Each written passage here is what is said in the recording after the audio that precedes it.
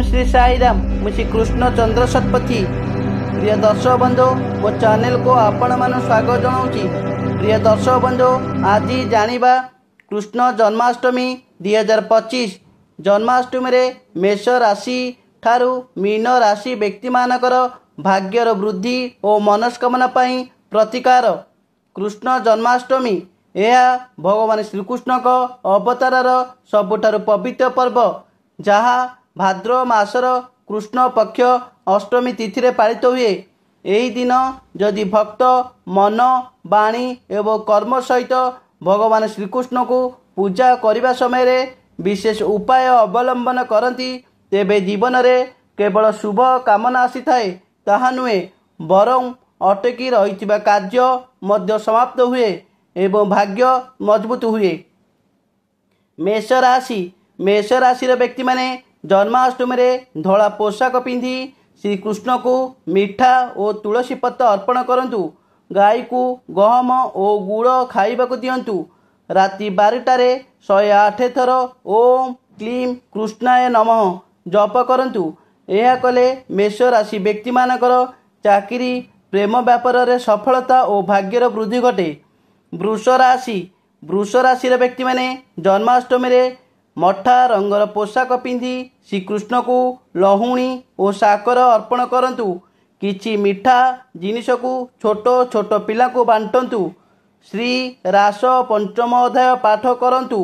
यह कले वृष राशि व्यक्तिंकर आर्थिक स्थिति सौंदर्य और प्रतिष्ठा वृद्धि करिवो। मिथुन राशि व्यक्ति माने जन्माष्टमी रे सबुज रंगर पोशाक पिंधि भगवान श्रीकृष्ण को पानपत्र और मिठा अर्पण करंतु। ओम नमः भगवते वासुदेवाय मंत्र जप करंतु। यह कले मिथुन राशि व्यक्तिंकर कर्म क्षेत्र में सफलता सहित आर्थिक स्थिति सौंदर्य और भाग्यर वृद्धि घटे। कर्कट राशि व्यक्ति माने जन्माष्टमी रे धला रंगर पोशाक पिंधि श्रीकृष्ण को क्षीर दही मिठा अर्पण करंतु। जन्माष्टमी रे घरे भगवान श्रीकृष्ण को पाई झूला सजाई भगवान श्रीकृष्ण को गंगा पानी रे चंदन मिसाई स्नान करंतु और सेही झूला रे भगवान श्रीकृष्ण को झूलांतु।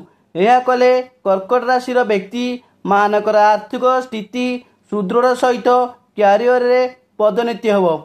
सिंह राशि व्यक्ति माने जन्माष्टमी रे सुनेली रंगर पोशाक पिंधि श्रीकृष्ण को महू गुड़ तैयारी लड्डू अर्पण करंतु। भगवान श्रीकृष्ण को मंत्र ओम कृष्णाय नमः बोलिले सिंह राशि व्यक्ति मानकर ख्याति सम्मान और सरकारी चाकरी रे सफलता मिले। कन्या राशि व्यक्ति माने जन्माष्टमी रे सबुज रंगर पोशाक पिंधि श्रीकृष्ण को पान पत्र सह फल अर्पण करंतु और गाई मानकु घास और शाग खाइबाकु दियंतु। भगवान श्रीकृष्ण को ओम नमः भगवते गोविंदाय नमः बोलिले कन्या राशि व्यक्ति मानकर प्रखर वृद्धि सहित मानसिक शांति और आर्थिक स्थिति सुदृढ़ रहे। तुला राशि व्यक्ति माने जन्माष्टमी रे धला किंबा मठा रंगर पोशाक पिंधि श्रीकृष्ण को गंगा जल और क्षीर रे स्नान करी धला फूल धला मिठा अर्पण करंतु। छोट छोट पिला को खीरी सहित मिठा बांटंतु और विष्णु सहस्र नाम पाठ कले तुला राशि व्यक्ति मानकर आर्थिक व्यवसाय चाकरी और प्रेम जंत क्षेत्र में सफल मिलता है। बिछा राशि व्यक्ति माने जन्माष्टमी रे नालीर पोशाक पिंधि श्रीकृष्ण को गुलाब जामु मिठा सहित नाली पद्म फूल अर्पण करंतु। गोपाल सहस्र पाठ कले बिछा राशि व्यक्ति मानकर ख्याति सम्मान और चाकरी रे सफलता मिले। धनु राशि व्यक्ति माने जन्माष्टमी रे हलदिया वस्त्र पिंधि श्रीकृष्ण को कदली लड्डू सहित हलदिया फूलर माला अर्पण करंतु। गीता पाठ कले धनुराशि व्यक्ति मानकर मान सम्मान आर्थिक स्थिति सहित क्यारियर रे सफलता मिले। मकर राशि व्यक्ति माने जन्माष्टमी रे नील रंगर वस्त्र पिंधि भगवान श्रीकृष्ण को तुलसी पत्र रे माଳ सहित अंगूर फल और राशि लड्डू अर्पण करंतु। ଓ 10 ଅବତାର ସ୍ରୋତ ପାଠ କଲେ ମକର ରାଶି ବ୍ୟକ୍ତିମାନଙ୍କର ଆର୍ଥିକ ସ୍ଥିତି ମଜବୁତ ସହିତ କ୍ୟାରିୟରରେ ସଫଳତା ମିଳେ। କୁମ୍ଭ ରାଶିର ବ୍ୟକ୍ତିମାନେ ଜନ୍ମାଷ୍ଟମୀରେ ନୀଳ ଧୂସର ରଙ୍ଗର ବସ୍ତ୍ର ପିନ୍ଧି ଭଗବାନ ଶ୍ରୀକୃଷ୍ଣଙ୍କୁ ନୀଳ ରଙ୍ଗର ଫୁଲ ରାଶି ଲଡ଼ୁ ଅର୍ପଣ କରନ୍ତୁ। ଓମ୍ କୃଷ୍ଣାୟ ନମଃ ପାଠ କଲେ କୁମ୍ଭ ରାଶି ବ୍ୟକ୍ତିମାନଙ୍କର ଚାକିରି ବ୍ୟବସାୟ ଓ ପ୍ରେମ ଜନିତରେ ସଫଳତା ମିଳେ।